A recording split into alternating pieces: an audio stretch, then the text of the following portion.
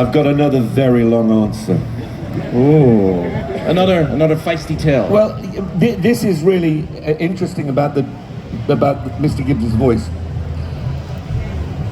One of my favorite comedians in England was a man called Tony Hancock. He was in the 50s, the 60s.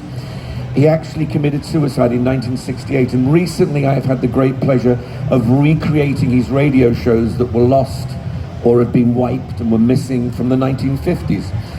And one of the things he had is he used to do an impression of Robert Newton playing Long John Silver in Treasure Island.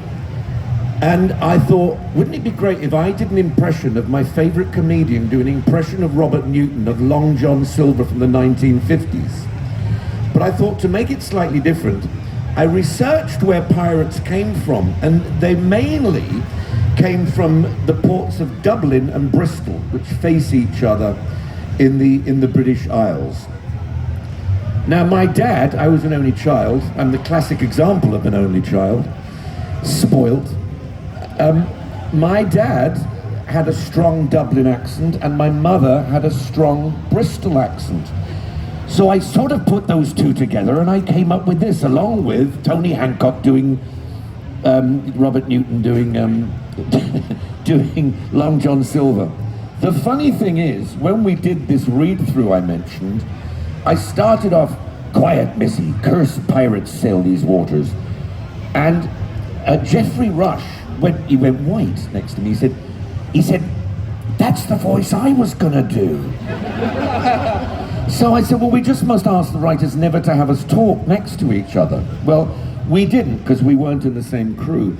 But in the second movie, we had a scene where he said to me, "Ah, the green flash. Have you ever seen the green flash, Mr. Gibbs?" And I went, "Yes, I think I've seen my fair share." And we went, "Oh, bloody hell, this is terrible." So we got an actor to say a line in between those, and hopefully the audience would forget that we sounded exactly the same.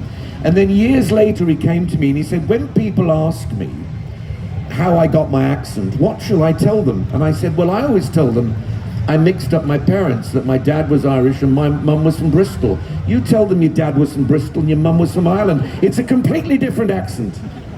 And he does that to this day. Thank you.